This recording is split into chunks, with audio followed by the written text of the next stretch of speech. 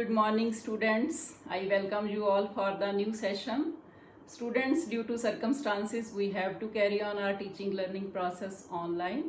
So be focused on your studies. Students, ਅੱਜ ਮੈਂ +2 ਦੇ ਸਟੂਡੈਂਟਸ ਲਈ ਟੌਪਿਕ ਲੈ ਕੇ ਆਈ ਹਾਂ ਪਾਰਲੀਮੈਂਟਰੀ ਮਾਡਲ ਐਂਡ ਇਟਸ ਡਿਫੈਕਟਸ ਸੰਸਦੀ ਪ੍ਰਣਾਲੀ ਦਾ ਨਮੂਨਾ ਤੇ ਦੋਸ਼ +2 ਦਾ ਇਹ ਟੌਪਿਕ ਹੈ ਸਟੂਡੈਂਟਸ ਮੈਂ ਤੁਹਾਨੂੰ ਦੱਸ ਦੇਣਾ ਚਾਹੁੰਦੀ ਹਾਂ ਕਿ ਅਸੀਂ ਇਹ ਟੌਪਿਕ +1 ਦੇ ਵਿੱਚ ਵੀ ਕੀਤਾ ਸੀ ਔਰ ਬੜੀ ਡਿਟੇਲ 'ਚ ਕੀਤਾ ਸੀ ਜਿਸ ਦੇ ਵਿੱਚ ਅਸੀਂ ਇਸ ਦਾ ਮੀਨਿੰਗ ਮੈਰਿਟ ਡੀਮੈਰਿਟਸ ਇਸ ਕਰੈਕਟਰਿਸਟਿਕਸ ਸਾਰੀਆਂ ਡਿਸਕਸ ਕੀਤੀਆਂ ਸੀ। ਸੋ ਅੱਜ ਦਾ ਸਾਡਾ ਮੇਨ ਡਿਸਕਸ਼ਨ ਦਾ ਟੌਪਿਕ ਹੈ ਕਿ ਪਾਰਲੀਮੈਂਟਰੀ ਸਿਸਟਮ ਕੀ ਹੈ ਤੇ ਇਹਦੇ ਵਿੱਚ ਦੋਸ਼ ਕਿਹੜੇ-ਕਿਹੜੇ ਪਾਏ ਜਾਂਦੇ ਹਨ ਤੇ ਭਾਰਤ ਨੇ ਇਹ ਪ੍ਰਣਾਲੀ ਕਿਉਂ ਅਪਣਾਈ ਸੀ। ਸੋ ਬੀ ਅਟੈਂਟਿਵ ਸਟੂਡੈਂਟਸ, ਅਸੀਂ ਆਪਣੇ ਟੌਪਿਕ ਵੱਲ ਵਧਦੇ ਹਾਂ। मीनिंग ऑफ पार्लीमेंट्री गवर्नमेंट, संसदी सरकार का अर्थ की है। On the basis of relationship of legislature and executive there are 2 types of government. कार्यपालिका ते विधान पालिका दे संबंधां दे आधार ते 2 तरह दीयां सरकारां बनदियां हन। पार्लीमेंट्री गवर्नमेंट संसदी सरकार ते प्रेजिडेंशियल गवर्नमेंट प्रधानगी सरकार। If there is a close relationship between legislature and executive, it means there is a parliamentary government. Means के law making body legislature ਵਿੱਚ ਅਤੇ executive ਕਾਰਜਪਾਲਿਕਾ ਜੋ ਕਿ ਕਾਨੂੰਨਾਂ ਨੂੰ ਲਾਗੂ ਕਰਦੀ ਹੈ ਇਸ ਦੇ ਵਿੱਚ ਜੇ ਗੂੜਾ ਸੰਬੰਧ ਹੋਵੇ ਤਾਂ it means ਕਿ ਸੰਸਦੀ ਪ੍ਰਣਾਲੀ ਦੀ ਸਰਕਾਰ ਹੈ। But if there is a no relationship between legislature and executive, it means there is a presidential government. ਜਦੋਂ law making body legislature and law enacting body executive ਦੇ ਵਿੱਚ ਕੋਈ ਸੰਬੰਧ ਨਹੀਂ ਹੈ ਤਾਂ it means there is a presidential form of government. Bharat ਦੇ ਵਿੱਚ ਪਾਰਲੀਮੈਂਟਰੀ ਸਿਸਟਮ ਜਿਹੜਾ ਹੈ ਉਹ ਚੱਲ ਰਿਹਾ ਹੈ ਸਟੇਟਸ ਦੇ ਵਿੱਚ ਵੀ ਤੇ ਸੈਂਟਰ ਦੇ ਵਿੱਚ ਵੀ। ਸੋ ਇਟ ਮੀਨਸ ਕਿ ਜਦੋਂ ਐਕਸੀਕਿਊਟਿਵ ਤੇ ਲੈਜਿਸਲੇਚਰ 'ਚ ਬਹੁਤ ਗੂੜਾ ਸੰਬੰਧ ਹੈ ਤਾਂ ਇਹ ਪਾਰਲੀਮੈਂਟਰੀ ਫਾਰਮ ਆਫ ਗਵਰਨਮੈਂਟ ਹੈ, ਸੰਸਦੀ ਸਰਕਾਰ ਹੈ ਔਰ ਭਾਰਤ ਨੇ ਸੰਸਦੀ ਪ੍ਰਣਾਲੀ ਦੀ ਸਰਕਾਰ ਜਿਹੜੀ ਹੈ ਉਹ ਆਪਣੇ ਦੇਸ਼ ਵਿੱਚ ਅਪਣਾਈ ਹੈ। ਸਾਡੇ ਦੇਸ਼ ਸੰਸਦੀ ਪ੍ਰਣਾਲੀ ਦੀ ਸਰਕਾਰ ਚੱਲਦੀ ਹੈ। ਸਟੂਡੈਂਟਸ, ਆਈ ਹੋਪ ਕਿ ਤੁਹਾਨੂੰ ਸਮਝ ਆਇਆ। ਸੋ ਪੰਜਾਬੀ 'ਚ ਵੀ ਸਮਝਾ ਦਾਂ, ਵਿਧਾਨ ਪਾਲਿਕਾ ਤੇ ਕਾਰਜਪਾਲਿਕਾ ਵਿੱਚ ਗੂੜੇ ਸੰਬੰਧ ਸੰਸਦੀ ਸਰਕਾਰ, ਵਿਧਾਨ ਪਾਲਿਕਾ ਤੇ ਕਾਰਜਪਾਲਿਕਾ ਵਿੱਚ ਜੇ ਕੋਈ ਸੰਬੰਧ ਨਹੀਂ ਹੈ ਤਾਂ ਪ੍ਰਧਾਨਗੀ ਸਰਕਾਰ ਹੁੰਦੀ ਹੈ। ਹੁਣ ਅੱਗੇ ਵਧਦੇ ਹਾਂ students. Why do India adopt parliamentary government? Bharat ਨੇ ਸੰਸਦੀ ਪ੍ਰਣਾਲੀ ਦੀ ਸਰਕਾਰ ਕਿਉਂ ਅਪਣਾਈ? ਇੱਥੇ 2 ਨੰਬਰ ਦਾ ਕੁਐਸਚਨ ਤੁਹਾਨੂੰ ਆ ਸਕਦਾ ਹੈ। ਫਸਟ ਰੀਜ਼ਨ ਹੈ ਕਿ past experience, as you know that we are under the British rule और ब्रिटिशर्स ने अंग्रेज़ों ने पार्शियल रूप दे विच भारत दे विच ऑलरेडी पार्लीमेंटरी सिस्टम जिहड़ा सी वो लागू कीता होया सी। So according to act 1919 and act 1935 parliamentary system was already introduced and our leaders have already experience of its working. That was the reason that Indians adopt parliamentary system. And second reason लिया गया है responsible government. Parliamentary system is considered as responsible government towards legislature as well as towards their voters, and this is also the reason that the Indian leaders adopted parliamentary form of government. ਸੋ ਪੁਰਾਣਾ ਤਜਰਬਾ ਕੀ ਸੀ ਕਿ 1919 ਤੇ 1935 ਦੇ act ਅਨੁਸਾਰ ਅੰਗਰੇਜ਼ਾਂ ਦੁਆਰਾ ਭਾਰਤ ਵਿੱਚ already ਸੰਸਦੀ ਪ੍ਰਣਾਲੀ ਦੀ ਸਰਕਾਰ ਲਾਗੂ ਸੀ, ਇਸ ਲਈ ਭਾਰਤੀਆਂ ਨੇ ਸੰਸਦੀ ਪ੍ਰਣਾਲੀ ਨੂੰ ਤਰਜੀਹ ਦਿੱਤੀ। ਸੈਕੰਡ, ਇਹ ਸਮਝਿਆ ਜਾਂਦਾ ਸੀ ਕਿ ਜ਼ਿੰਮੇਵਾਰ ਸਰਕਾਰ ਹੈ, ਮਜ਼ਬੂਤ ਹੈ ਤੇ ਇਹਦੇ ਵਿੱਚ ਲਚਕਸ਼ੀਲਤਾ ਵੀ ਹੈ ਤੇ ਸਰਕਮਸਟੈਂਸਿਸ ਦੇ ਅਕੋਰਡਿੰਗਲੀ ਇਹਨੂੰ ਬਦਲਿਆ ਵੀ ਜਾ ਸਕਦਾ ਹੈ। ਸੋ ਦੇ adapted parliamentary form of government. ਇੱਥੇ ਤੁਹਾਨੂੰ 2 ਨੰਬਰ ਦਾ ਕੁਐਸਚਨ ਪੁੱਛਿਆ ਜਾ ਸਕਦਾ ਹੈ। ਅੱਗੇ ਵਧਦੇ ਹਾਂ ਸਟੂਡੈਂਟਸ। ਹੁਣ ਮੈਂ ਤੁਹਾਨੂੰ ਥੋੜਾ ਇਸ ਦਾ ਮਾਡਲ ਸਮਝਾਉਣਾ ਚਾਹਾਂਗੀ ਤਾਂ ਕਿ ਤੁਸੀਂ ਹੋਰ ਅੱਛੀ ਤਰ੍ਹਾਂ ਅੰਡਰਸਟੈਂਡ ਕਰ ਸਕੋ। ਇਹ ਸਾਡਾ ਪਾਰਲੀਮੈਂਟ ਹੈ ਜਿਸ ਨੂੰ ਪੰਜਾਬੀ 'ਚ ਸੰਸਦ, ਇੰਗਲਿਸ਼ ਦੇ ਵਿੱਚ ਆਪਾਂ ਪਾਰਲੀਮੈਂਟ ਕਹਿੰਦੇ ਹਾਂ। ਇਹਦੇ 2 ਸਦਨ ਹੈ, ਲੋਕ ਸਭਾ ਤੇ ਰਾਜ ਸਭਾ। ਲੋਕ ਸਭਾ ਜਿਹੜਾ ਹੈ ਇਹਨੂੰ ਪੰਜਾਬੀ 'ਚ ਹੇਠਲਾ ਸਦਨ ਕਹਿੰਦੇ ਹਾਂ, ਇੰਗਲਿਸ਼ 'ਚ ਲੋਅਰ ਸਦਨ। ਰਾਜ ਸਭਾ ਨੂੰ ਅਪਰ ਹਾਊਸ ਕਹਿੰਦੇ ਹਾਂ ਤੇ ਉੱਪਰਲਾ ਸਦਨ ਪੰਜਾਬੀ 'ਚ ਕਿਹਾ ਜਾਂਦਾ ਹੈ। ਲੋਕ ਸਭਾ ਇਹਦੇ 545 ਮੈਂਬਰਸ ਹੁੰਦੇ ਹਨ। ਇਹਦੇ ਵਿੱਚੋਂ 543 ਮੈਂਬਰ ਜਿਹੜੇ ਹਨ they are elected through adult franchise. ਸਾਡੇ ਜਿਸ ਤਰ੍ਹਾਂ ਪੰਜਾਬ 'ਚੋਂ ਹੀ 13 MPs ਜਿਹੜੇ ਹਨ ਅਸੀਂ ਅਡਲਟ ਫਰੈਂਚਾਈਜ਼ ਦੇ ਆਧਾਰ ਤੇ ਚੁਣ ਕੇ ਪਾਰਲੀਮੈਂਟ 'ਚ ਭੇਜਦੇ ਹਾਂ। ਇਸੇ ਤਰ੍ਹਾਂ ਹੀ 245 ਮੈਂਬਰ ਟੂ 250 ਮੈਂਬਰਸ ਹੁੰਦੇ ਹਨ ਰਾਜ ਸਭਾ ਦੇ। ਐਟ ਪ੍ਰੈਜ਼ੈਂਟ 245 ਹਨ, ਜਿਹਦੇ ਵਿੱਚੋਂ 233 ਮੈਂਬਰਸ ਜਿਹੜੇ ਹਨ ਉਹ ਸਟੇਟ ਲੈਜਿਸਲੇਟਰਸ ਦੁਆਰਾ ਚੁਣੇ ਜਾਂਦੇ ਹਨ ਤੇ ਇਸ ਦੇ 12 ਮੈਂਬਰ ਜਿਹੜੇ ਹਨ ਉਹ ਰਾਸ਼ਟਰਪਤੀ ਦੁਆਰਾ ਨੋਮੀਨੇਟਡ ਕੀਤੇ ਜਾਂਦੇ ਹਨ। ਜਿਹੜੇ ਉਹ ਲੋਕ ਨੋਮੀਨੇਟਡ ਕੀਤੇ ਜਾਂਦੇ ਹਨ ਜਿਨ੍ਹਾਂ ਦੀ who has special contribution in the field of science, art, literature. Like ਤੁਸੀਂ ਬਹੁਤ ਸਾਰੇ ਆਪਣੇ ਜਿਹੜੇ ਆ ਕ੍ਰਿਕਟਰ ਜਿਸ ਤਰ੍ਹਾਂ ਤੇਂਦੁਲਕਰ ਹੈ ਜਾਂ ਲਾਈਕ ਜੈ ਪ੍ਰਦਾ ਹੈ, ਜੈ ਭਾਦੜੀ ਹੈ, ਰਾਜ ਸਭਾ ਦੇ ਮੈਂਬਰ ਹਨ because they are the famous persons in like different fields. So ਇਸੇ ਤਰ੍ਹਾਂ ਹੀ ਇਹ ਲੋਕ ਸਭਾ ਹੈ, ਰਾਜ ਸਭਾ ਹੈ, ਦੋਨੋਂ ਹਾਊਸ ਮਿਲ ਕੇ ਇਹਨਾਂ ਨੇ ਪਾਰਲੀਮੈਂਟ ਬਣਾਤੀ, ਇਹ ਸੰਸਦ ਬਣ ਗਈ। ਔਰ ਇਹਦੇ ਰੀਅਲ ਹੈਡ ਜਿਹੜੇ ਹਨ ਗਵਰਨਮੈਂਟ ਦੇ ਉਹ ਸਾਡੇ ਪ੍ਰਧਾਨ ਮੰਤਰੀ ਹਨ। ਪ੍ਰਧਾਨ ਮੰਤਰੀ ਦੇ ਨਾਲ ਇਹ ਉਹਨਾਂ ਦੀ ਜਿਹੜੀ ਪਿੱਛੇ ਪਿਕਚਰ ਤੁਸੀਂ ਦੇਖ ਰਹੇ ਹੋ ਇਹ ਕੌਂਸਲ ਆਫ ਮਿਨਿਸਟਰਸ ਦੀ ਹੈ, ਜਿਹਨੂੰ ਕਿ ਅਸੀਂ ਰੀਅਲ ਐਕਸੀਕਿਊਟਿਵ ਕਹਿੰਦੇ ਹਨ। ਤੇ ਇਹ ਰਾਸ਼ਟਰਪਤੀ ਹਨ ਸ੍ਰੀ ਰਾਮਨਾਥ ਕੋਵਿੰਦ ਜੀ। ਔਰ ਇਹ ਕੌਣ ਹਨ? ਇਹ ਨੋਮੀਨਲ ਹੈਡ ਹਨ। ਇਹ ਕੀ ਹਨ? ਇਹ ਨੋਮੀਨਲ ਹੈਡ ਹਨ ਜਿਨ੍ਹਾਂ ਦੇ ਨਾਂ ਦੇ ਉੱਤੇ ਸ਼ਕਤੀਆਂ ਜਿਹੜੀਆਂ ਹਨ ਉਹ ਵਰਤੀਆਂ ਜਾਂਦੀਆਂ ਹਨ। ਸੋ ਕੀ ਹੋ ਗਿਆ? ਇਹ 540 ਮੈਂਬਰ ਲੋਕ ਸਭਾ ਦੇ ਹਨ, ਇਹਦੇ ਵਿੱਚੋਂ 543 ਜਿਹੜੇ ਹਨ ਇਲੈਕਟਡ ਮੈਂਬਰ ਹਨ। ਇਹ ਜਿਹੜੇ ਸਾਡੇ ਪ੍ਰਧਾਨ ਮੰਤਰੀ ਇਹ ਵੀ ਪਹਿਲਾਂ ਐਜ਼ MP ਆਪਾਂ ਇਹਨਾਂ ਨੂੰ ਚੁਣਿਆ ਸੀ, ਮੰਤਰੀ ਵੀ ਸਾਰੇ MP ਚੁਣੇ ਸੀ। ਸੋ ਇਹ ਇਹਦਾ ਹਿੱਸਾ ਹਨ। ਇਹਦੇ ਵਿੱਚੋਂ ਨਿਕਲ ਕੇ ਹੀ ਇਹ ਸਾਰੀ ਜਿਹੜੀ ਐਕਸੀਕਿਊਟਿਵ ਬਣੀ ਹੈ। ਇਸ ਕਰਕੇ ਇਹਦੇ ਵਿੱਚ ਕਲੋਜ਼ ਰਿਲੇਸ਼ਨਸ਼ਿਪ ਜਿਹੜਾ ਹੈ ਉਹ ਲੈਜਿਸਲੇਚਰ ਤੇ ਐਕਸੀਕਿਊਟਿਵ ਦਾ ਹੁੰਦਾ ਹੈ। ਸੋ ਆਈ ਹੋਪ ਕਿ ਸਟੂਡੈਂਟਸ ਤੁਹਾਨੂੰ ਇਹ ਮਾਡਲ ਤੋਂ ਥੋੜਾ ਸਮਝ ਆਇਆ। ਅੱਗੇ ਵਧਦੇ ਹਾਂ। Now our main focus is characteristics of parliamentary government. ਸੰਸਦੀ ਸਰਕਾਰ ਦੀਆਂ ਵਿਸ਼ੇਸ਼ਤਾਵਾਂ ਕੀ ਹਨ ਇਹ ਅਸੀਂ +1 ਚ ਵੀ ਬੜੀ ਡਿਟੇਲ ਚ ਕੀਤੀਆਂ ਸੀ। ਸੋ ਫਸਟ ਹੈ characteristics close relationship between legislature and executive. ਵਿਧਾਨ ਪਾਲਿਕਾ ਤੇ ਕਾਰਜਪਾਲਿਕਾ ਵਿੱਚ ਗੂੜੇ ਸੰਬੰਧ ਹੁੰਦੇ ਹਨ, ਜਿਸ ਤੋਂ ਸਾਨੂੰ ਪਤਾ ਲੱਗਦਾ ਹੈ ਕਿ ਇਹ ਪਾਰਲੀਮੈਂਟਰੀ ਸਿਸਟਮ ਆਫ ਗਵਰਨਮੈਂਟ ਹੈ। ਸੋ ਸਟੂਡੈਂਟਸ ਲਾਈਕ ਲੋਕ ਸਭਾ ਹੇਠਲਾ ਸਦਨ ਹੈ, 543 member MPs are elected by the people of India through adult franchise. ਜਦੋਂ ਅਸੀਂ ਹੁਣ 543 ਮੈਂਬਰਸ ਚੁਣ ਕੇ ਭੇਜ ਦਿੱਤੇ ਉਹ ਲੋਕ ਸਭਾ ਦੇ ਵਿੱਚ ਚਲੇ ਗਏ।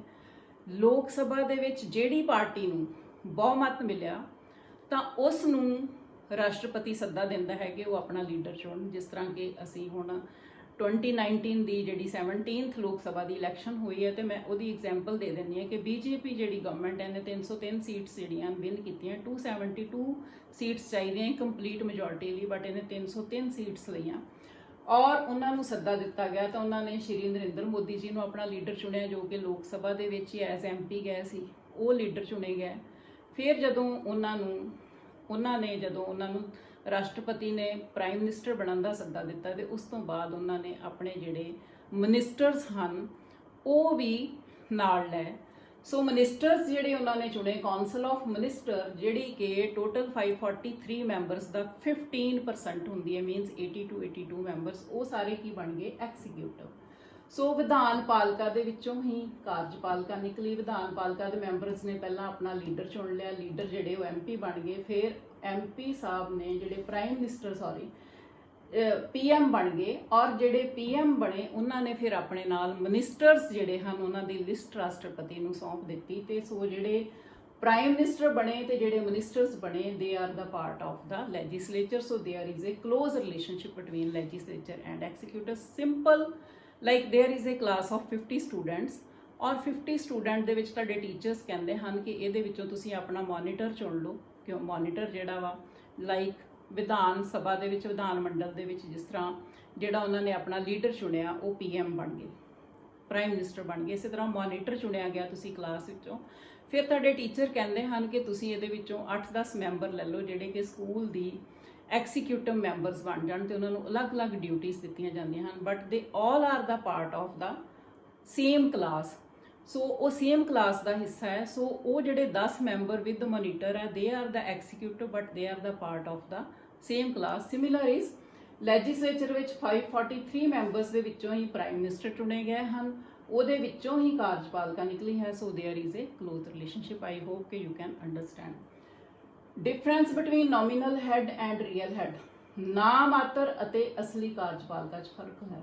ਨਾਮਾਤਰ ਦੀ ਕਾਰਜਪਾਲਿਕਾ ਹੈ ਸਾਡੇ ਰਾਸ਼ਟਰਪਤੀ ਜੀ, ਜਿਨ੍ਹਾਂ ਦੇ ਨਾਂ ਤੇ ਸ਼ਕਤੀਆਂ ਦੀ ਵਰਤੋਂ ਕੀਤੀ ਜਾਂਦੀ ਹੈ, ਤੇ ਅਸਲੀ ਕਾਰਜਪਾਲਿਕਾ ਕੀ ਹੈ? ਪ੍ਰਾਈਮ ਮਿਨਿਸਟਰ ਤੇ ਕੈਬਨਿਟ ਆਫ ਮਿਨਿਸਟਰਸ, ਦੇ ਯੂਜ਼ ਰੀਅਲ ਪਾਵਰਸ। ਐਕਚੁਅਲੀ ਸਾਰਾ ਸ਼ਾਸਨ ਪ੍ਰਬੰਧ ਜਿਹੜਾ ਹੈ ਉਹ ਪ੍ਰਾਈਮ ਮਿਨਿਸਟਰ ਤੇ ਮੰਤਰੀ ਮੰਡਲ ਦੇ ਹੱਥ 'ਚ ਹੁੰਦਾ ਹੈ, ਤੇ ਨਾਮਾਤਰ ਰਾਸ਼ਟਰਪਤੀ ਦੇ ਨਾਂ ਤੇ ਸ਼ਕਤੀਆਂ ਦੀ ਵਰਤੋਂ ਕੀਤੀ ਜਾਂਦੀ ਹੈ। Parliament government is also non as responsible government. ਸੰਸਦੀ ਸਰਕਾਰ ਨੂੰ ਜ਼ਿੰਮੇਵਾਰ ਸਰਕਾਰ ਕਿਹਾ ਜਾਂਦਾ ਹੈ। ਕਿਉਂ ਕਿਹਾ ਜਾਂਦਾ ਹੈ? ਕਿਉਂਕਿ ਇਸ ਦੇ ਵਿੱਚ ਜਿਹੜੀ ਕਾਰਜਪਾਲਿਕਾ ਹੈ, ਐਕਸੀਕਿਊਟਿਵ ਹੈ, ਉਹ ਲੈਜਿਸਲੇਚਰ ਦਾ ਹਿੱਸਾ ਹੈ, ਪਰ ਜਿੰਨਾ ਵੀ ਇਹ ਆਪਣੇ ਸਾਰੇ ਕੰਮਕਾਰ ਲਈ ਵਿਧਾਨ ਮੰਡਲ ਦੇ ਸਾਹਮਣੇ ਜ਼ਿੰਮੇਵਾਰ ਹੁੰਦੀ ਹੈ, ਔਰ ਇਸ ਦੀ ਜ਼ਿੰਮੇਵਾਰੀ ਦੋ ਤਰ੍ਹਾਂ ਦੀ ਹੁੰਦੀ ਹੈ। ਫਸਟ ਹੈ ਕਲੈਕਟਿਵ ਰਿਸਪੌਂਸਿਬਿਲਟੀ, ਮੀਨਸ ਕਿ ਸਮੂਹਕ ਜ਼ਿੰਮੇਵਾਰੀ। So all the cabinet ministers are responsible towards the legislature for their all working, all their actions, policies and programs। So ਸਮੂਹਕ ਜ਼ਿੰਮੇਵਾਰੀ ਵਿੱਚ ਸਾਰਾ ਮੰਤਰੀ ਮੰਡਲ ਜਿਹੜਾ ਹੈ ਉਹ ਵਿਧਾਨ ਪਾਲਿਕਾ ਦੇ ਸਾਹਮਣੇ ਆਪਣੇ ਕਾਰਜਾਂ ਲਈ ਜ਼ਿੰਮੇਵਾਰ ਹੁੰਦਾ ਹੈ। ਸੋ ਇਹਨੂੰ ਜ਼ਿੰਮੇਵਾਰ ਸਰਕਾਰ ਕਿਹਾ ਜਾਂਦਾ ਹੈ। ਕੰਟੀਨਿਊ ਕਰਦੇ ਹਾਂ ਕਰੈਕਟਰਿਸਟਿਕਸ। Then individual responsibility. ਇਹਦੇ ਵਿੱਚ ਕੀ ਹੁੰਦਾ ਹੈ? ਵਿਅਕਤੀਗਤ ਜ਼ਿੰਮੇਵਾਰੀ। ਇਹਦੇ ਵਿੱਚ ਕੀ ਹੁੰਦਾ ਹੈ? Every minister is responsible towards legislature for the working of its portfolio. ਹਰ ਮੰਤਰੀ ਜਿਹੜਾ ਹੈ ਉਹ ਜ਼ਿੰਮੇਵਾਰ ਹੈ ਆਪਣੇ ਕਾਰਜਾਂ ਲਈ, ਆਪਣੇ ਮਹਿਕਮੇ ਦੇ, ਆਪਣੇ ਵਿਭਾਗ ਦੇ ਕਾਰਜਾਂ ਲਈ। ਕਿਸ ਦੇ ਸਾਹਮਣੇ?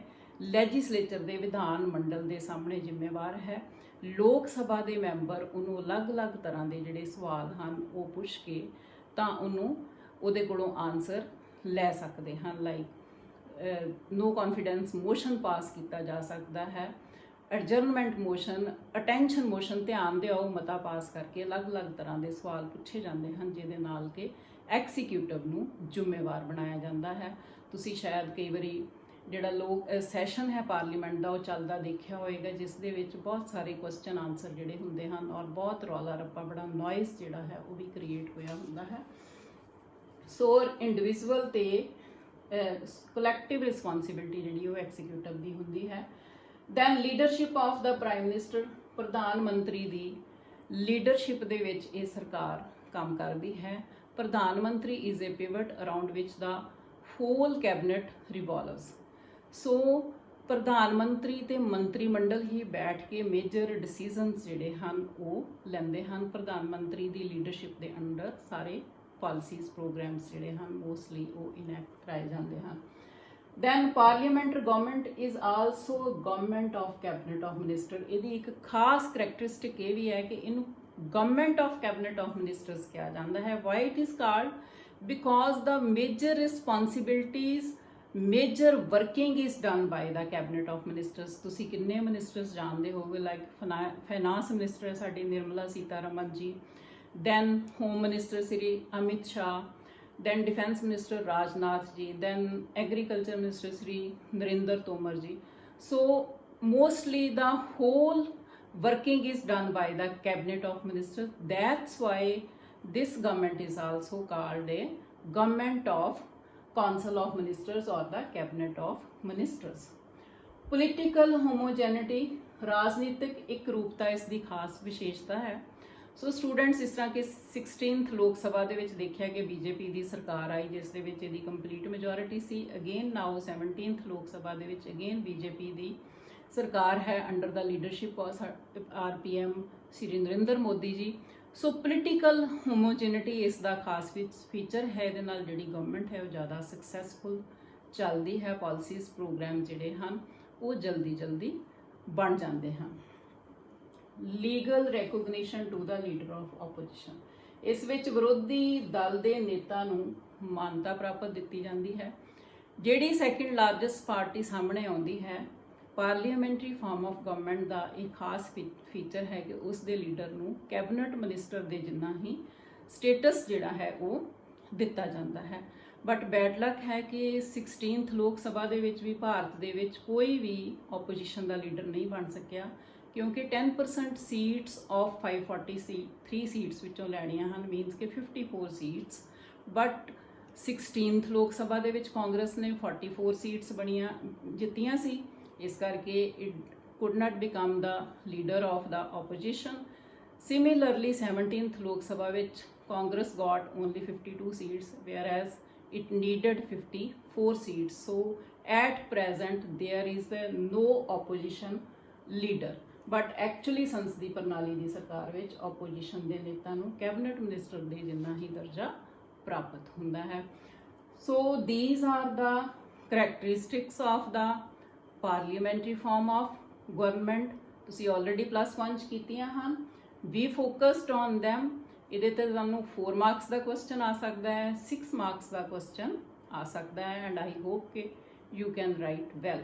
ਨਾਓ ਸਟੂਡੈਂਟਸ, ਅੱਗੇ ਵਧਦੇ ਹਾਂ। ਮੈਂ ਇੱਕ ਵਾਰੀ ਤੁਹਾਨੂੰ ਇੱਕ ਹੋਰ ਮਾਡਲ ਦਿਖਾਉਣਾ ਚਾਹੁੰਦੀ ਹਾਂ, so you all can understand well. Model of parliamentary government, ਸੰਸਦੀ ਸਰਕਾਰ ਦਾ ਨਮੂਨਾ।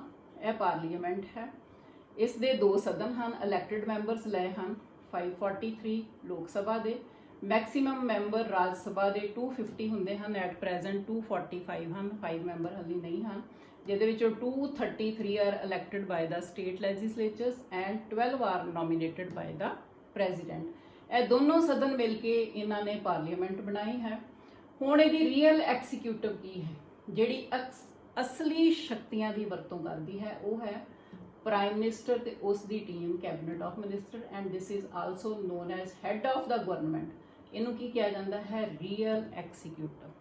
ਇਹ ਕੀ, ਆ ਸਾਰੀ ਲੈਜਿਸਲੇਚਰ ਆ ਗਈ, ਆ ਸਾਰੀ ਕਾਰਜਪਾਲਿਕਾ ਆ ਗਈ, ਪਰ ਪ੍ਰਾਈਮ ਮਿਨਿਸਟਰ ਤੇ ਕੈਬਨਿਟ ਆਫ ਮਿਨਿਸਟਰ ਇਹਨਾਂ ਦੇ ਵਿੱਚੋਂ ਹੀ ਲੈ ਗਏ ਹਨ। ਦੇ are the part of this, that's why they have A close relationship. And this is president, ਇਹ ਵੀ ਐਕਸੀਕਿਊਟਿਵ ਹੈ, ਬਟ ਨੋਮੀਨਲ ਐਕਸੀਕਿਊਟਿਵ ਹੈ। ਇਹਨਾਂ ਦੇ ਨਾਂ ਦੇ ਉੱਤੇ ਸ਼ਕਤੀਆਂ ਦੀ ਵਰਤੋਂ ਕੀਤੀ ਜਾਂਦੀ ਹੈ। ਰਾਸ਼ਟਰਪਤੀ ਆਪ ਕਿਸੇ ਵੀ ਸ਼ਕਤੀ ਦੀ ਵਰਤੋਂ ਨਹੀਂ ਕਰਦੇ। ਸੋ ਆਈ ਹੋਪ ਕਿ ਤੁਹਾਨੂੰ ਇਹ ਸਾਰਾ ਸਮਝ ਆ ਗਿਆ ਕਿ close relationship means executive, prime minister and cabinet of ministers all elected as an MP of the Lok Sabha, but ਉਹਨਾਂ ਦੇ ਵਿੱਚੋਂ ਹੀ ਉਹਨਾਂ ਨੂੰ ਲੀਡਰ ਜਿਹੜਾ ਹੈ ਉਹ ਲੋਕ ਸਭਾ ਦਾ is chosen as the PM, and ਉਹਨਾਂ ਨੇ ਆਪਣੇ ਕੈਬਨਿਟ ਆਫ ਮਿਨਿਸਟਰ ਲੈ ਲਏ, and that's why this is a close relationship. I hope you all can understand well. Now ਅੱਗੇ ਵਧਦੇ ਹਾਂ। Our today's main focus is on the defects of Indian parliamentary system. ਭਾਰਤੀ ਸੰਸਦੀ ਪ੍ਰਣਾਲੀ ਦੇ ਦੋਸ਼ ਜਿਹੜੇ ਹਨ ਉਹ ਕਿਹੜੇ-ਕਿਹੜੇ ਹਨ, ਅਸੀਂ ਇਸ ਤੇ ਫੋਕਸ ਹੋਣਾ ਹੈ। ਸੋ ਸਭ ਤੋਂ ਪਹਿਲਾ ਦੋਸ਼ ਹੈ ਮਲਟੀ ਪਾਰਟੀ ਸਿਸਟਮ, ਬਹੁ-ਦਲ ਪ੍ਰਣਾਲੀ। The biggest threat is multi party system. Students, parliamentary form of government ਦੀ ਸਕਸੈਸ ਵਾਸਤੇ 2 ਪਾਰਟੀ ਸਿਸਟਮ ਚਾਹੀਦਾ ਹੈ, ਬਟ ਸਾਡੇ ਦੇਸ਼ ਵਿੱਚ ਇਹ ਕਿਉਂ ਨਹੀਂ ਹੈ ਕਾਮਯਾਬ? ਕਿਉਂਕਿ ਇੱਥੇ ਮਲਟੀ ਪਾਰਟੀ ਸਿਸਟਮ ਹੈ। ਸੋ ਟੋਟਲ ਪੋਲੀਟੀਕਲ ਪਾਰਟੀਆਂ ਜਿਹੜੀਆਂ 2019 ਦੀ ਇਲੈਕਸ਼ਨ ਦੇ ਸਮੇਂ ਸੀ 2698, ਇਹ ਟੋਟਲ ਪੋਲੀਟੀਕਲ ਪਾਰਟੀ ਸੀਗੀਆਂ।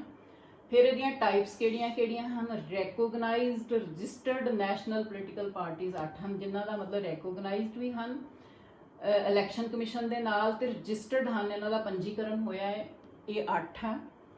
Recognised registered state level political ਪਾਰਟੀਆਂ ਨਾਓ 52 ਹਨ। ਇਹ ਵੱਧਦੀਆਂ ਘਟਦੀਆਂ ਵੀ ਰਹਿੰਦੀਆਂ ਹਨ ਕਿਉਂਕਿ ਨਵੀਆਂ ਪਾਰਟੀਆਂ ਬਣਦੀਆਂ ਵੀ ਰਹਿੰਦੀਆਂ ਹਨ।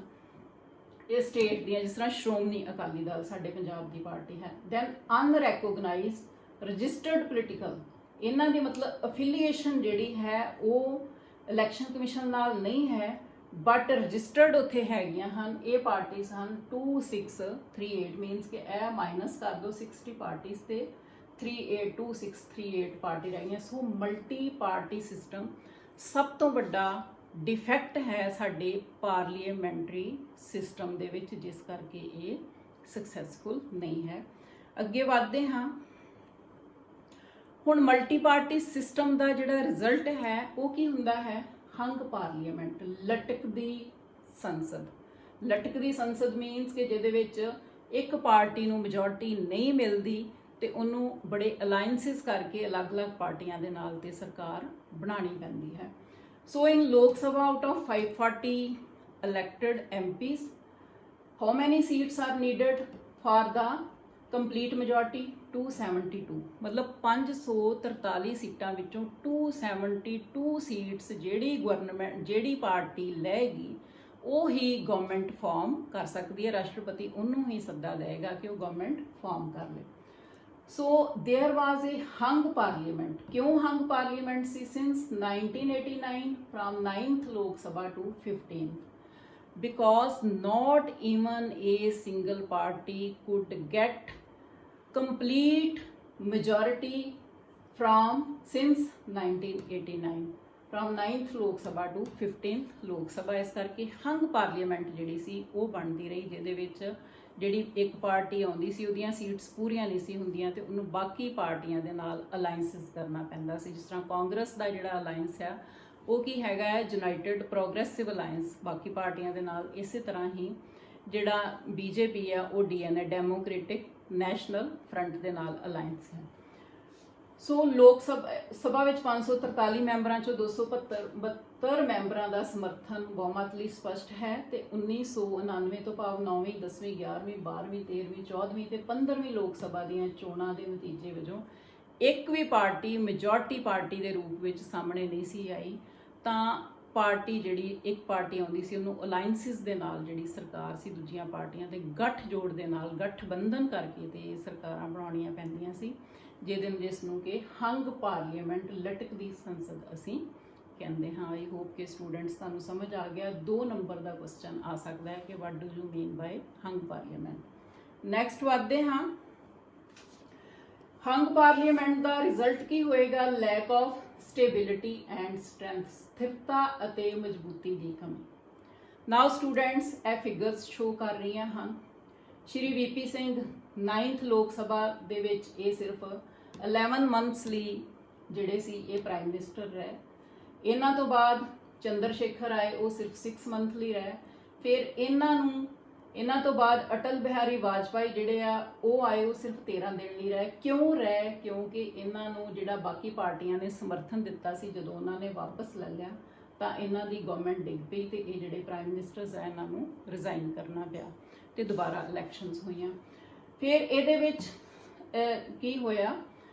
ਇਹਦੇ ਵਿੱਚ ਜਦੋਂ 9th ਲੋਕ ਸਭਾ ਦੇ ਵਿੱਚ ਸ਼੍ਰੀ VP ਸਿੰਘ ਜੀ ਆਏ, ਚੰਦਰ ਸ਼ੇਖਰ ਜੀ ਆਏ। ਫਿਰ 10th ਲੋਕ ਸਭਾ ਦੇ ਵਿੱਚ ਇੱਥੇ ਮੈਂ ਤੁਹਾਨੂੰ ਦੱਸਣਾ ਚਾਹੁੰਦੀ ਹਾਂ ਕਿ ਨਰਸਿਮਹਾ ਰਾਓ ਜਿਹੜੇ ਕਾਂਗਰਸ ਦੇ ਸੀਗੇ ਉਹ ਆਏ, ਜਿਹੜੇ ਕਿ 5 ਸਾਲ ਲਈ ਚੱਲੇ। ਬਟ ਅਗੇਨ 96 ਦੇ ਵਿੱਚ ਜਿਹੜੇ ਹਨ ਉਹ ਵਾਜਪਾਈ ਜੀ ਆਏ, ਜਿਹੜੇ ਸਿਰਫ 13 ਦਿਨ ਲਈ ਰਹੇ। ਫਿਰ ਇਹਨਾਂ ਤੋਂ ਬਾਅਦ ਸ਼੍ਰੀ HD ਦੇਵਗੌੜਾ ਨੇ ਗੱਠਜੋੜ ਦੇ ਨਾਲ ਸਰਕਾਰ ਬਣਾਈ, ਜਿਹੜੇ ਕਿ 10 ਮਹੀਨਿਆਂ ਲਈ ਚੱਲੇ। ਦੈਨ ਇੰਦਰ ਕੁਮਾਰ ਗੁਜਰਾਲ ਆਏ, ਜਿਹੜੇ ਕਿ 9 ਮੰਥਸ ਲਈ ਚੱਲੇ। ਫਿਰ ਸ਼੍ਰੀ ਅਟਲ ਬਿਹਾਰੀ 1998 ਵਿੱਚ ਆਏ, ਜਿਹੜੇ ਕਿ ਜਿਨ੍ਹਾਂ ਦੀ ਸਰਕਾਰ 13 ਮੰਥਸ ਲਈ ਚੱਲੀ। ਤੇ ਜਦੋਂ ਫਿਰ ਇਲੈਕਸ਼ਨ ਹੋਈ 13th ਇਲੈਕਸ਼ਨ, ਇਹ 12th ਇਲੈਕਸ਼ਨ ਦੇ ਵਿੱਚ ਇਹ ਸਿਰਫ 13 ਮੰਥਸ ਲਈ ਚੱਲੇ। ਬਟ 1999 ਦੇ ਵਿੱਚ ਜਦੋਂ 13th ਇਲੈਕਸ਼ਨ ਹੋਈ ਤਾਂ ਉਦੋਂ ਵਾਜਪਾਈ ਜਿਹੜੇ ਹਨ ਉਹਨਾਂ ਦੀ ਜਿਹੜੀ ਗਵਰਨਮੈਂਟ ਹੈ ਉਹ 5 ਸਾਲ ਲਈ ਚੱਲੀ, 1919 ਤੋਂ ਲੱਗ ਕੇ 2004 ਤੱਕ। ਅਗੇਨ ਸੁਣ ਲਓ ਕਿ 9th ਲੋਕ ਸਭਾ ਦੇ ਵਿੱਚ ਇਹ ਜਿਹੜੇ ਸੀ 11 ਮੰਥਸ ਲਈ ਰਹੇ। ਫਿਰ ਇਹਨਾਂ ਨੂੰ ਚੰਦਰ ਸ਼ੇਖਰ ਇਹਨਾਂ ਤੋਂ ਬਾਅਦ ਆਏ, ਜਿਹੜੇ 6 ਮੰਥ ਲਈ ਰਹੇ। ਉਹਦੇ ਵਿੱਚ 5 ਸਾਲ ਲਈ ਨਰਸਿਮਹਾ ਰਾਓ ਜੀ ਰਹੇ, ਸਾਡੇ ਪ੍ਰਧਾਨ ਮੰਤਰੀ, ਉਹਨਾਂ ਨੇ 5 ਸਾਲ ਰਾਜ ਕੀਤਾ। ਫਿਰ 1996 ਦੇ ਵਿੱਚ ਇਹ ਸਿਰਫ ਵਾਜਪਾਈ ਸਿਰਫ 13 ਦਿਨ ਲਈ ਰਹੇ। ਇਸ ਤੋਂ ਬਾਅਦ ਦੇਵਗੌੜਾ ਆਏ 10 ਮੰਥ ਲਈ। ਫਿਰ IK ਗੁਜਰਾਲ ਆਏ 9 ਮੰਥ ਲਈ। ਫਿਰ ਜਦੋਂ 12th ਇਲੈਕਸ਼ਨ ਹੋਈ 1998 ਵਿੱਚ ਤਾਂ ਇਹ 13 ਮਹੀਨਿਆਂ ਲਈ ਰਹੇ। ਔਰ 13th ਇਲੈਕਸ਼ਨ ਤੋਂ ਬਾਅਦ 13th ਲੋਕ ਸਭਾ ਦੇ ਵਿੱਚ ਫਿਰ ਅਗੇਨ ਵਾਜਪਾਈ ਜਿਹੜੇ ਹਨ ਉਹ 5 ਸਾਲ ਲਈ ਪ੍ਰਧਾਨ ਮੰਤਰੀ ਰਹੇ 2004 ਤੱਕ। ਸੋ ਇਹ ਪ੍ਰਾਈਮ ਮਿਨਿਸਟਰ ਕਿਉਂ ਬਦਲੇ? ਕਿਉਂਕਿ ਮਲਟੀ ਪਾਰਟੀ ਸਿਸਟਮ ਸੀ, ਹੰਗ ਪਾਰਲੀਮੈਂਟ ਸੀ। ਸੋ ਦੈਟ ਇਜ਼ ਜਿਹੜਾ ਇਹਦਾ ਰਿਜ਼ਲਟ ਕੀ ਸੀ? Lack of stability and strength, and it is a major defect of the parliamentary system. ਔਰ ਉਹਦੇ ਵਿੱਚ 5 ਸਾਲ ਦੇ ਘੱਟ ਪੀਰੀਅਡ ਤੋਂ ਸਾਨੂੰ ਇਲੈਕਸ਼ਨਸ ਕਰਵਾਉਣੀਆਂ ਪਈਆਂ। ਅੱਗੇ ਵਧਦੇ ਹਾਂ। ਆਈ ਹੋਪ ਕਿ ਤੁਹਾਨੂੰ ਸਮਝ ਆਇਆ। Now students, lack of strong opposition, ਮਜ਼ਬੂਤ ਵਿਰੋਧੀ ਧਿਰ ਦੀ ਅਣਹੋਂਦ। ਨਾਓ ਸਟੂਡੈਂਟਸ, ਹੁਣ ਰੀਸੈਂਟ ਐਗਜ਼ਾਮਪਲਸ ਹਨ। 16th ਲੋਕ ਸਭਾ ਦੇ ਵਿੱਚ ਵੀ ਕੋਈ ਵੀ ਸਟਰੋਂਗ ਆਪੋਜੀਸ਼ਨ ਜਿਹੜੀ ਹੈ ਉਹ ਅੱਗੇ ਨਹੀਂ ਆਈ। ਕਾਂਗਰਸ ਹੀ ਮੇਨ ਪਾਰਟੀ ਹੈ। ਬੀਜੇਪੀ ਦੇ ਸਾਹਮਣੇ ਬੀਜੇਪੀ ਦਾ ਰੂਲ ਸੀ। 16th ਲੋਕ ਸਭਾ ਦੇ ਵਿੱਚ ਵੀ ਬੀਜੇਪੀ ਸੀਗੀ, ਤਾਂ ਉਹਦੇ ਸਾਹਮਣੇ ਕਾਂਗਰਸ ਨੇ ਉਦੋਂ ਸਿਰਫ 44 ਸੀਟਸ ਲਈਆਂ, ਇਸ ਕਰਕੇ ਆਪੋਜੀਸ਼ਨ ਨਹੀਂ ਹੈ, ਨਾ ਹੀ ਆਪੋਜੀਸ਼ਨ ਦਾ ਲੀਡਰ ਹੈ। 54 ਸੀਟਸ ਚਾਹੀਦੀਆਂ ਹਨ। ਇਸੇ ਤਰ੍ਹਾਂ ਹੀ ਹੁਣ 2019 ਦੇ ਵਿੱਚ ਜਿਹੜੀ ਲੋਕ ਸਭਾ ਇਲੈਕਸ਼ਨ ਹੋਈ ਹੈ ਉਹਦੇ ਵਿੱਚ again there is a no strong opposition. Again Congress was the major party and it got only 52 seats where are it needed 54 seats to become the leader of the opposition. ਸੋ ਇਹ ਇੱਕ ਬਹੁਤ ਹੀ ਵੱਡਾ ਵੀਕਨੈਸ ਹੈ, ਫੇਲੀਅਰ ਹੈ ਸੰਸਦੀ ਪ੍ਰਣਾਲੀ ਦੀ ਸਰਕਾਰ ਦੀ ਕਿ ਇੱਥੇ ਲੈਕ ਆਫ ਸਟਰੋਂਗ ਆਪੋਜੀਸ਼ਨ ਨਾ ਹੋਣ ਕਰਕੇ ਜਿਹੜੀ ਰੂਲਿੰਗ ਪਾਰਟੀ ਹੈ ਉਸ ਨੂੰ ਜ਼ਿੰਮੇਵਾਰ ਨਹੀਂ ਬਣਾਇਆ ਜਾ ਸਕਦਾ। Now political defection and birth of political alliances, ਦਲ ਬਦਲੀ ਅਤੇ ਗਠਬੰਧਨਾਂ ਦੀ ਰਾਜਨੀਤੀ ਦਾ ਜਨਮ। ਸਟੂਡੈਂਟਸ, ਤੁਸੀਂ ਬਹੁਤ ਸਾਰੇ ਲੀਡਰਸ ਦੇਖਦੇ ਹੋ, ਅੱਜ ਉਹ ਬੀਜੇਪੀ ਦੇ ਵਿੱਚ ਹੈ, ਫਿਰ 2 ਸਾਲਾਂ ਨੂੰ ਉਹ ਕਾਂਗਰਸ 'ਚ ਹੁੰਦੇ ਹਨ, ਫਿਰ ਉਹ ਕੋਈ ਹੋਰ ਹੀ ਜਿਹੜੀ ਆ ਕਿਸੇ ਹੋਰ ਪਾਰਟੀ ਦੇ ਵਿੱਚ ਬਹੁਜਨ ਸਮਾਜ ਪਾਰਟੀ 'ਚ ਚਲੇ ਗਏ। ਇਹਦੀ ਰੀਸੈਂਟ ਐਗਜ਼ਾਮਪਲ ਹੈ ਕਿ ਹੁਣੇ ਹੀ 5 ਸਟੇਟਸ ਦੀਆਂ ਇਲੈਕਸ਼ਨਸ ਹੋਈਆਂ ਹਨ, ਜਿਹਦੇ ਵਿੱਚ ਵੈਸਟ ਬੰਗਾਲ ਜਿਹੜਾ ਪੱਛਮੀ ਬੰਗਾਲ ਹੈ ਉੱਥੇ ਤ੍ਰਿਣਮੂਲ ਜਿਹੜੀ ਹੈ ਸ਼੍ਰੀ ਮਮਤਾ ਬੈਨਰਜੀ ਉਹਨਾਂ ਨੇ ਵਿਨ ਕੀਤਾ ਹੈ। ਬਟ ਤ੍ਰਿਣਮੂਲ ਕਾਂਗਰਸ ਦੇ ਲੀਡਰ ਜਿਹੜੇ ਮਮਤਾ ਬੈਨਰਜੀ ਹਨ ਉਹ ਆਪਣੇ ਵਿਰੋਧੀ ਦੇ ਨਾਲ ਨੰਦੀਗ੍ਰਾਮ ਤੋਂ ਹਾਰੇ, ਤੇ ਜਿਹੜੇ ਉਹਨਾਂ ਦੇ ਵਿਰੋਧੀ ਸੀਗੇ ਉਹ ਪਹਿਲਾਂ ਉਸੇ ਪਾਰਟੀ ਦਾ ਹਿੱਸਾ ਸੀ। ਉਹ ਬਹੁਤ ਹੀ ਟਰਸਟਵਰਦੀ ਸੀ ਮਮਤਾ ਬੈਨਰਜੀ ਦੇ, ਉਹਨਾਂ ਦੇ ਨਾਲ ਸੀ, ਪਰ ਉਹ ਇਹ ਪਾਰਟੀ ਬਦਲ ਕੇ ਤੇ ਕਿਹੜੀ ਪਾਰਟੀ 'ਚ ਚਲੇ ਗਏ ਸੀ? ਬੀਜੇਪੀ ਦੇ ਵਿੱਚ ਚਲੇ ਗਏ ਸੀ। ਇਹ ਮੈਂ ਤੁਹਾਨੂੰ ਇੱਕ ਐਗਜ਼ਾਮਪਲ ਦਿੱਤੀ ਹੈ। ਇਸ ਤਰ੍ਹਾਂ ਦੀਆਂ ਥਾਊਜ਼ੈਂਡਸ ਐਗਜ਼ਾਮਪਲਸ ਹਨ ਕਿ ਹਰ ਰੋਜ਼ ਸਾਡੇ ਲੀਡਰਸ ਜਿਹੜੇ ਹਨ ਉਹ ਇੱਕ ਪਾਰਟੀ ਛੱਡ ਕੇ ਦੂਜੀ ਛੱਡ ਕੇ ਤੀਜੀ ਕਿਉਂ ਜਾਂਦੇ ਹਨ? ਬਿਕੋਜ਼ ਆਫ ਉਹ ਓਪਰਚੂਨਿਸਟ ਹਨ। ਉਹਨਾਂ ਨੂੰ ਜਿੱਥੇ ਲੱਗਦਾ ਹੈ ਜ਼ਿਆਦਾ ਫਾਇਦਾ ਹੁੰਦਾ ਹੈ। ਚੰਦਰ ਸ਼ੇਖਰ ਜੀ ਦੀ ਐਗਜ਼ਾਮਪਲ ਹੈ, ਆਪਣੇ 54 ਮੈਂਬਰਸ ਦੇ ਨਾਲ ਉਹਨਾਂ ਨੇ ਪਾਰਟੀ ਛੱਡ ਦਿੱਤੀ ਸੀ। ਸੋ ਇਸ ਤਰ੍ਹਾਂ ਦੀਆਂ ਬਹੁਤ ਸਾਰੀਆਂ ਐਗਜ਼ਾਮਪਲਸ ਹਨ। ਦਲ ਬਦਲੀ ਤੇ ਗਠਬੰਧਨ, ਫਿਰ ਅਲੱਗ-ਅਲੱਗ ਅਲਾਇੰਸਿਸ ਜਿਹੜੀ ਮੈਂ ਤੁਹਾਨੂੰ ਪਿੱਛੇ ਐਗਜ਼ਾਮਪਲ ਦਿੱਤੀ ਹਨ, ਕਿਉਂ ਸਾਡੇ ਪ੍ਰਾਈਮ ਮਿਨਿਸਟਰਸ ਜਿਹੜੇ ਹਨ ਉਹਨਾਂ ਨੂੰ ਰਿਜ਼ਾਈਨ ਕੀਤਾ ਗਿਆ, ਕਰਨਾ ਪਿਆ ਥੋੜੇ ਟਾਈਮਸ ਤੋਂ ਬਾਅਦ, ਬਿਕੋਜ਼ ਬਹੁਤ ਸਾਰੀਆਂ ਪਾਰਟੀਆਂ ਦੇ ਨਾਲ ਅਲਾਇੰਸਿਸ ਕਰਕੇ ਸਰਕਾਰਾਂ ਬਣਾਈਆਂ ਜਾਂਦੀਆਂ ਸੀ, ਤੇ ਜਦੋਂ ਉਹ ਸਪੋਰਟ ਖਿੱਚ ਲੈਂਦੇ ਸੀ ਕੌਨਫੀਡੈਂਸ ਮੋਸ਼ਨ ਦੇ ਵਿੱਚ ਜਦੋਂ ਪਾਸ ਕਰਾਉਣਾ ਹੁੰਦਾ ਸੀ, ਦੇ don't support the prime minister, ਤੇ ਉਹਨੂੰ ਰਿਜ਼ਾਈਨ ਕਰਨਾ ਪੈਂਦਾ ਸੀ ਉਹਨਾਂ ਨੂੰ। ਸੋ ਇਹ ਦਲ ਬਦਲੀ ਤੇ ਗਠਬੰਧਨ ਦੀ ਰਾਜਨੀਤੀ ਦਾ ਜਿਹੜਾ ਜਨਮ ਹੈ, it is a major drawback of parliamentary system in India. ਇਹ ਜਿਹੜਾ ਹੈ ਇਹ ਜੇ ਇਸ ਤਰ੍ਹਾਂ ਹੀ ਚੱਲਦਾ ਰਹੇਗਾ ਤਾਂ ਪਾਰਲੀਮੈਂਟਰੀ ਸਿਸਟਮ ਕਦੀ ਸਟਰੋਂਗ ਨਹੀਂ ਹੋ ਸਕਦਾ। Next, misuse of article 356 of constitution, ਧਾਰਾ 356 ਦੀ ਦੁਰਵਰਤੋਂ। What is article 356? Article 3, according to article 356, the central government can impose governor rule or president rule in the state due to the constitutional machinery failure। means ਕਿ article 356 ਦੇ under ਜਿਹੜੀ centre ਸਰਕਾਰ ਹੈ ਉਹ ਕਿਸੇ ਵੀ ਰਾਜ ਦੇ ਵਿੱਚ ਗਵਰਨਰੀ ਰੂਲ ਜਾਂ ਰਾਸ਼ਟਰਪਤੀ ਰਾਜ ਲਗਾ ਸਕਦੀ ਹੈ ਜੇ ਇਸ ਨੂੰ ਲੱਗਦਾ ਹੈ ਕਿ ਉੱਥੇ ਜਿਹੜੀ ਰੂਲਿੰਗ ਪਾਰਟੀ ਹੈ ਉਹ ਸਿਸਟਮ ਨੂੰ, ਸ਼ਾਸਨ ਪ੍ਰਬੰਧ ਨੂੰ ਠੀਕ ਨਹੀਂ ਚਲਾ ਰਹੀ। ਬਟ ਐਕਚੁਅਲੀ ਕੀ ਹੁੰਦਾ ਹੈ? ਇਹਦਾ ਮਿਸਯੂਜ਼ ਹੁੰਦਾ ਹੈ।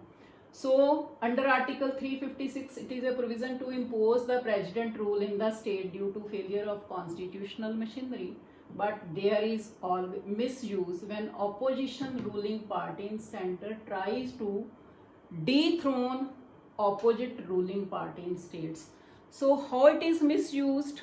When in the state there is a opposition ruling party and in the center there is an other party, opposition party in the center, like in Punjab there is a Congress party and in center there is a rule of BJP government। So what happened? Sometimes article 356 is misused and forcibly president rule is imposed in the states which have a opposite party rule. So means ਕੀ ਸਮਝ ਆਇਆ ਕਿ ਬਹੁਤ ਵਾਰੀ ਕੇਂਦਰ ਵਿੱਚ ਸੱਤਾਧਾਰੀ party ਦੀ ਸਰਕਾਰ ਰਾਜਾਂ ਵਿੱਚ ਵਿਰੋਧੀ ਪਾਰਟੀ ਦੀ ਸਰਕਾਰ ਨੂੰ ਭੰਗ ਕਰ ਦਿੰਦੀ ਹੈ ਤੇ ਜਿਸ ਨਾਲ ਰਾਜਨੀਤਿਕ ਅਸਥਿਰਤਾ ਆਉਂਦੀ ਹੈ। ਲਾਈਕ ਦਸੰਬਰ 1992 ਦੀ ਮੈਂ ਐਗਜ਼ਾਮਪਲ ਲਈ ਹੈ। ਕਾਂਗਰਸ ਪਾਰਟੀ ਸੈਂਟਰ ਵਿੱਚ ਸੀ ਔਰ ਇਸਨੇ ਕੀ ਕੀਤਾ, ਹਿਮਾਚਲ ਪ੍ਰਦੇਸ਼, ਮੱਧ ਪ੍ਰਦੇਸ਼ ਤੇ ਰਾਜਸਥਾਨ ਦੀਆਂ ਸਰਕਾਰਾਂ ਜਿਹੜੀਆਂ ਸੀ ਉਹ ਤੋੜ ਦਿੱਤੀਆਂ। ਇਟ ਮੀਨਸ ਕਿ oppositions were ruling in these states and in the center there was a Congress, and Congress dissolved these governments and imposed president rule in these states. So ਧਾਰਾ 356 ਜਿਹੜੀ ਹੈ ਉਹਨੂੰ ਮਿਸਯੂਜ਼ ਕੀਤਾ ਗਿਆ, ਜਿਹੜਾ ਕਿ ਬਹੁਤ ਹੀ ਵੱਡੀ ਵੀਕਨੈਸ ਹੈ ਪਾਰਲੀਮੈਂਟਰੀ ਫਾਰਮ ਆਫ ਗਵਰਨਮੈਂਟ ਦੀ। ਇੱਥੇ ਤੁਹਾਨੂੰ 2 ਮਾਰਕਸ ਜਾਂ 4 ਮਾਰਕਸ ਦਾ ਕੁਐਸਚਨ ਸਟੂਡੈਂਟਸ ਪੁੱਛਿਆ ਜਾ ਸਕਦਾ ਹੈ। ਨਾਓ ਪ੍ਰੋਬਲਮ ਆਫ ਕ੍ਰਿਮੀਨਲਾਈਜੇਸ਼ਨ ਆਫ ਪੋਲਿਟਿਕਸ, ਰਾਜਨੀਤੀ ਦੇ ਅਪਰਾਧੀਕਰਨ ਦੀ ਸਮੱਸਿਆ। ਸਟੂਡੈਂਟਸ ਇਹ ਵੀ ਬਹੁਤ ਵੱਡੀ ਵੀਕਨੈਸ ਹੈ। ਮੈਂ ਇਲੈਕਸ਼ਨ ਕਮਿਸ਼ਨ ਦੀ ਰਿਪੋਰਟ ਲਈ ਹੈ। According to election commission information, in 14 Lok Sabha there was 129 elected MPs, member parliament, against whom some sort of criminal cases were registered. ਉਹਨਾਂ ਦੇ against criminal charges ਸਨ। 15 Lok Sabha ਦੇ ਵਿੱਚ 162 MPs were elected as on the basis of criminality. 16th Lok Sabha the number was 186. Means ਕਿ 15 ਲੋਕ ਸਭਾ ਦੇ ਵਿੱਚ 162 ਇਹੋ ਜਿਹੇ ਐਮਪੀਸ ਚੁਣੇ ਗਏ ਜਿਨ੍ਹਾਂ ਦੇ ਅਗੇਂਸਟ ਕੋਈ ਕੇਸ ਰਜਿਸਟਰਡ ਸੀ। ਇਸੇ ਤਰ੍ਹਾਂ 16 ਲੋਕ ਸਭਾ ਦੇ ਵਿੱਚ ਵੀ 186 ਹੋ ਗਏ। ਇਟ ਮੀਨਸ ਕਿ ਇਹ ਵੀ 186 ਲਾਅ ਬ੍ਰੇਕਰ ਰਹੇ ਆ, ਤਾਂ ਹੀ ਇਹਨਾਂ ਦੇ ਕੇਸ ਦਰਜ ਹੋਏ ਹੋਣਗੇ। 17th ਲੋਕ ਸਭਾ ਦੇ ਵਿੱਚ ਇਹਨਾਂ ਦੀ ਗਿਣਤੀ 233 ਹੋ ਗਈ। ਮੀਨਸ ਕਿ ਇਹਨਾਂ ਦੇ ਅਗੇਂਸਟ ਕਿਸੇ ਨਾ ਕਿਸੇ ਤਰ੍ਹਾਂ ਕਿਸੇ ਨਾ ਕਿਸੇ ਕੋਰਟ ਵਿੱਚ ਕੇਸ ਰਜਿਸਟਰਡ ਸਨ। ਸੋ ਲਾਅ ਬ੍ਰੇਕਰਸ ਔਰ ਦਾ ਲਾਅ ਮੇਕਰਸ, ਇਟ ਮੀਨਸ ਕਿ ਜਿਹੜੀ ਲੋਕ ਸਭਾ ਹੈ ਉਹ ਇਹੋ ਜਿਹੇ ਲੋਕ ਐਮਪੀਸ ਜਿਹੜੇ ਹਨ ਭਾਰਤ ਦੀ ਜਨਤਾ ਉਹਨਾਂ ਨੂੰ ਚੁਣਦੀ ਹੈ। ਸੋ ਇਹਦੇ ਬਾਰੇ ਵੀ ਬੜਾ ਸਟ੍ਰਿਕਟ ਐਕਸ਼ਨ ਜਿਹੜਾ ਹੈ ਉਹ ਹੋਣਾ ਚਾਹੀਦਾ। ਚੋਣ ਕਮਿਸ਼ਨ ਦੀ ਰਿਪੋਰਟ ਅਨੁਸਾਰ 14ਵੀਂ ਲੋਕ ਸਭਾ ਵਿੱਚ 129 ਸੰਸਦ ਅਜਿਹੇ ਸਨ ਜਿਨ੍ਹਾਂ ਵਿਰੁੱਧ ਕੋਈ ਅਪਰਾਧਿਕ ਮੁਕੱਦਮਾ ਦਰਜ ਸੀ। 15ਵੀਂ ਲੋਕ ਸਭਾ ਵਿੱਚ ਅਜਿਹੀ ਸੰਸਦ ਦੀ ਗਿਣਤੀ 162 ਹੋ ਗਈ ਤੇ 16ਵੀਂ 'ਚ 186 ਐਂਡ 17ਵੀਂ 'ਚ 233 ਹੋ ਗਈ, ਜੋ ਕਿ ਸਾਡੇ ਪਾਰਲੀਮੈਂਟਰੀ ਫਾਰਮ ਆਫ ਗਵਰਨਮੈਂਟ ਵਾਸਤੇ ਇੱਕ ਬਹੁਤ ਵੱਡਾ ਡਰਾਬੈਕ ਹੈ, ਇੱਕ ਮੰਦਭਾਗਾ ਹੈ। ਸੋ ਇਹਦੇ ਤੇ ਵੀ ਸਟੈਪਸ ਜਿਹੜੇ ਹਨ ਉਹ ਇਲੈਕਸ਼ਨ ਕਮਿਸ਼ਨ ਹੀ ਲੈ ਸਕਦਾ ਹੈ ਕਿ ਕਿਹੜੇ ਐਮਪੀਸ ਚੁਣਨ ਲੱਗਿਆਂ ਕੀ ਕੰਡੀਸ਼ਨਸ ਹੋਣੀਆਂ ਚਾਹੀਦੀਆਂ ਹਨ, ਜਾਂ ਐਮਪੀ ਦੀ ਇਲੈਕਸ਼ਨ ਲੜਨ ਲੱਗਿਆਂ ਕੀ ਕੁਆਲੀਫਿਕੇਸ਼ਨ ਹੋਣੀਆਂ ਚਾਹੀਦੀਆਂ ਹਨ। ਕਰਪਸ਼ਨ, ਭ੍ਰਿਸ਼ਟਾਚਾਰ ਸਾਡਾ ਅੱਜ ਦੇਸ਼ ਜਿਹੜਾ ਹੈ ਉਹ ਵਰਲਡ ਲੈਵਲ ਤੇ ਵੀ ਇਸ ਦੀ ਕੰਟਰੋਵਰਸੀ ਹੈ, ਚਰਚਾ ਹੈ। ਕਰਪਸ਼ਨ ਕਰਕੇ ਜਿਹੜਾ ਕਿ ਪਾਰਲੀਮੈਂਟਰੀ ਫਾਰਮ ਆਫ ਗਵਰਨਮੈਂਟ ਵਾਸਤੇ ਬਹੁਤ ਵੱਡੀ ਵੀਕਨੈਸ ਹੈ। ਬੋਫਰ ਸਕੈਂਡਲ ਮੈਂ ਸਿਰਫ 2 ਹੀ ਲਏ ਹਨ, ਇਹ 8-9 ਇਹੋ ਜਿਹੇ ਬੜੇ ਫੇਮਸ ਸਕੈਂਡਲ ਹਨ ਜਿਹੜੇ ਕਿ ਇੰਟਰਨੈਸ਼ਨਲ ਲੈਵਲ ਤੇ ਭਾਰਤ ਦੇ ਸਕੈਂਡਲ ਮਸ਼ਹੂਰ ਹਨ। ਬੋਫਰ ਸਕੈਂਡਲ ਜਿਹੜਾ ਰਾਜੀਵ ਗਾਂਧੀ ਦੇ ਰਿਜ਼ਾਈਨ ਦੇ ਟਾਈਮ ਹੋਇਆ ਸੀ 60 ਕਰੋੜ ਦਾ, ਇਹ ਤੋਪਾਂ ਦਾ ਸਕੈਂਡਲ ਹੋਇਆ ਸੀ ਜਿਹੜਾ ਕਿ ਆਈ ਥਿੰਕ ਕਿ ਸਵੀਡਨ ਦੇ ਨਾਲ ਸੀ। ਦੈਨ ਜਿਹੜੀ ਪਿਛਲੀ ਬੀਜੇਪੀ ਸਰਕਾਰ ਸੀ, ਸ਼੍ਰੀ ਸਾਡੇ ਨਰਿੰਦਰ ਮੋਦੀ ਜੀ ਪ੍ਰਧਾਨ ਮੰਤਰੀ ਸਨ, ਉਹਨਾਂ ਦੇ ਟਾਈਮ ਤੇ ਇਹ ਸਕੈਂਡਲ ਹੋਇਆ ਸੀਗਾ। ਰਫੇਲ ਜਹਾਜ਼ ਜਿਹੜੇ ਕਿ ਫਰਾਂਸ ਤੋਂ ਲਿਆਉਣੇ ਸੀ 58,000 ਕਰੋੜ ਰੁਪਏ ਦਾ, ਔਰ ਇਹ ਨਿਊਜ਼ ਜਿਹੜੀ ਹੈ ਬੜੀਆਂ ਹੈਡਲਾਈਨਸ ਜਿਹੜੀਆਂ ਹਨ ਇਹਦੀਆਂ ਬਣੀਆਂ ਰਹੀਆਂ ਨੇ ਨਿਊਜ਼ ਦੀਆਂ। ਸੋ ਇਸ ਤੋਂ ਇਲਾਵਾ ਹੋਰ ਵੀ ਸਿਕਿਉਰਿਟੀ ਸਕੈਂਡਲ ਹੈ, ਵਿਜੇ ਮਾਲੀਆ ਸਕੈਂਡਲ ਹੈ, ਪੰਜਾਬ ਨੈਸ਼ਨਲ ਬੈਂਕ ਦਾ ਸਕੈਂਡਲ ਹੈ। ਸੋ ਬਹੁਤ ਤਰ੍ਹਾਂ ਦੇ ਜਿਹੜੇ ਸਕੈਂਡਲਸ ਹਨ ਇਹ ਜਿਹੜੇ ਹਨ ਇਹਨਾਂ ਦੇ ਨਾਲ ਦੇਸ਼ ਬਦਨਾਮ ਹੁੰਦਾ ਹੈ ਤੇ ਇਹਦੇ ਨਾਲ ਇਹ ਸਾਡੇ ਪਾਰਲੀਮੈਂਟਰੀ ਜਿਹੜੀ ਸਿਸਟਮ ਹੈ ਉਹਦੇ ਤੇ ਵੀ ਇੱਕ ਇਸ ਲਰ ਹੈ, ਇੱਕ ਤੱਬਾ ਹੈ। ਨਾਓ ਪ੍ਰਾਈਮ ਮਿਨਿਸਟਰੀਅਲ ਗਵਰਨਮੈਂਟ, ਪ੍ਰਧਾਨ ਮੰਤਰੀ ਸ਼ਾਸਨ ਪ੍ਰਣਾਲੀ।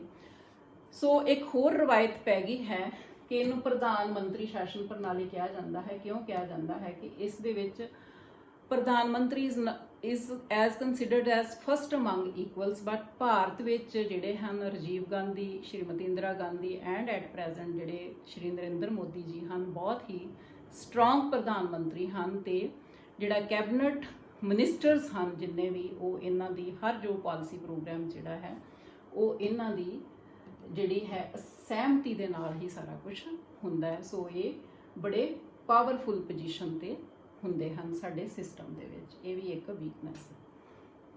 ਦੈਨ ਪੂਅਰ ਕੁਆਲਿਟੀ ਆਫ ਲੈਜਿਸਲੇਟਰਸ, ਵਿਧਾਨਕਾਰਾਂ ਅਤੇ ਸੰਸਦਾ ਦਾ ਘਟੀਆ ਪੱਧਰ, ਇਹ ਵੀ ਦੇਖਣ ਨੂੰ ਆਉਂਦਾ ਹੈ। ਤੁਸੀਂ ਸਟੂਡੈਂਟਸ ਕਦੀ ਵੀ ਜਦੋਂ ਦੇਖਿਆ ਹੋਏਗਾ ਕਿ ਸੈਸ਼ਨ ਜਿਹੜਾ ਹੈ ਚੱਲ ਰਿਹਾ ਹੈ ਤੇ ਉੱਥੇ ਬੜਾ ਹੀ ਇਨਡਿਸਪਲਿਨ ਹੁੰਦਾ ਹੈ, ਵਾਕਆਊਟ ਕਰਕੇ ਚਲੇ ਜਾਂਦੇ ਹਨ, ਨੋਇਜ਼ ਹੁੰਦਾ ਹੈ, ਔਰ ਜਿਹੜੀ ਲੈਂਗੁਏਜ ਹੈ ਉਹ ਵੀ ਕਈ ਵਾਰੀ ਮਤਲਬ ਕਲਚਰਡ ਨਹੀਂ ਹੁੰਦੀ, ਕਈ ਵਾਰੀ ਲਾਈਵ ਦਿਖਾਇਆ ਜਾਂਦਾ ਹੈ। ਸੋ ਜਿਹੜੇ ਆਪਾਂ ਲੈਜਿਸਲੇਟਰਸ MPs ਚੁਣ ਕੇ ਭੇਜਦੇ ਹਨ, sometimes they are mostly absent from the house, ਜਿਹੜਾ ਕਿ ਨਹੀਂ ਹੈ। ਜਦੋਂ ਦੇਸ਼ ਦੀ ਜਨਤਾ ਚਾਹੁੰਦੀ ਹੈ ਕਿ ਉਹ ਸਾਡੇ ਲਈ ਚੰਗੇ ਕਾਨੂੰਨ ਬਣਾਉਣ ਤੇ ਉਹ ਕਈ ਵਾਰੀ ਹਾਜ਼ਰ ਹੀ ਨਹੀਂ ਹੁੰਦੇ। ਸੋ ਇਹ ਵੀ ਇੱਕ ਜਿਹੜਾ ਹੈ ਇਹ ਬਹੁਤ ਵੱਡੀ ਵੀਕਨੈਸ ਹੈ ਪਾਰਲੀਮੈਂਟਰੀ ਸਿਸਟਮ ਦੀ। ਇਸੇ ਤਰ੍ਹਾਂ ਹੀ lack of interest of voters, ਵੋਟਰਾਂ ਵਿੱਚ ਦਿਲਚਸਪੀ ਦੀ ਘਾਟ। 16th ਲੋਕ ਸਭਾ ਦੇ ਵਿੱਚ ਜਿਹੜੇ ਵੋਟਰ ਸੀ, ਕਿੰਨਿਆਂ ਨੇ ਵੋਟ ਕੀਤਾ? 66% ਨੇ। 17th ਲੋਕ ਸਭਾ ਦੇ ਵਿੱਚ 67% ਨੇ। ਇਟ ਮੀਨਸ ਕਿ ਵੋਟਰਸ ਆਰ ਵੈਰੀ ਇਨਡਿਫਰੈਂਟ, ਉਹ ਉਦਾਸੀਨ ਹਨ, ਉਹ ਵੋਟ ਕਰਦੇ ਹੀ ਨਹੀਂ ਹੈ, ਇੰਟਰਸਟ ਹੀ ਨਹੀਂ ਲੈਂਦੇ।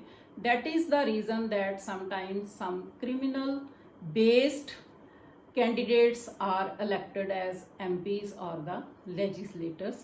So ਇੱਥੇ ਵੀ ਵੋਟਰਸ ਦੀ ਡਿਊਟੀ ਬਣਦੀ ਹੈ ਕਿ they should be enlightened, they must be enlightened। ਉਹਨਾਂ ਨੂੰ ਜਿਹੜੀ ਵੋਟ ਹੈ ਉਹ ਪਾਉਣ ਸਮੇਂ ਸੋਚਣਾ ਚਾਹੀਦਾ ਹੈ ਕਿ ਉਹ ਕਿਹੋ ਜਿਹੇ ਲੀਡਰਸ ਜਿਹੜੇ ਹਨ ਉਹਨਾਂ ਨੂੰ ਚੁਣਨ ਤਾਂ ਕਿ ਜਿਹੜਾ ਦੇਸ਼ ਹੈ ਉਹ ਵਧੀਆ ਚੱਲ ਸਕੇ, ਸੰਸਦੀ ਪ੍ਰਣਾਲੀ ਦੀ ਸਰਕਾਰ ਜਿਹੜੀ ਹੈ ਉਹ ਸਕਸੈਸਫੁਲੀ ਚੱਲ ਸਕੇ। ਇਹ ਇੱਕ ਕਮਜ਼ੋਰੀ ਹੈ।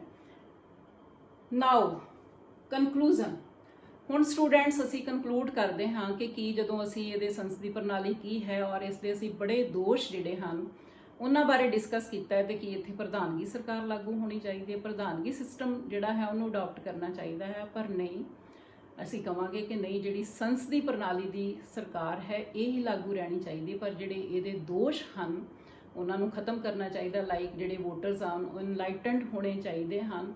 MPs ਲਈ ਕੰਡੀਸ਼ਨ ਹੋਣੀ ਚਾਹੀਦੀ ਕਿ ਬੜੇ ਸਾਫ਼ ਸੁਥਰੇ ਜਿਹੜੇ ਸਮਾਜ ਸੇਵੀ ਹਨ ਉਹ ਆ ਕੇ ਚੋਣਾਂ ਲੜਨ। ਦੈਨ ਇਲੈਕਸ਼ਨ ਕਮਿਸ਼ਨ ਨੂੰ ਰਿਸਪੌਂਸਿਬਿਲਟੀ ਲੈਣੀ ਚਾਹੀਦੀ ਹੈ।